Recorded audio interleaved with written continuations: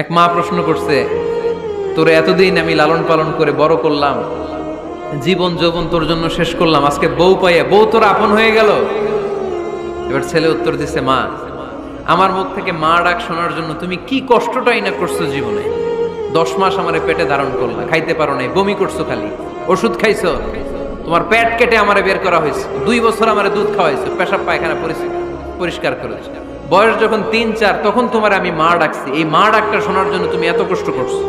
আর আরেকবারের মাইয়া এই ঘরে আইসাই তোমার মা ডাকা শুরু করছে। যেই মেয়েটা তোমারে মা ডাকে সে আমার আপন হবে না কেন মা? ঠিক কিনা? এই মা ডাক শোনার জন্য তুমি এত কষ্ট করলা, আমার লালন পালন করলা, 10 মাস পেটে ধরলা, পেশাব পায়খানা পরিষ্কার করলা, এরপরে মা ডাক শুনতে পারছো। আর আরেকবারের মেয়ে জানা নাই চিনা নাই এসেই তোমার ডাকা শুরু করছে মা।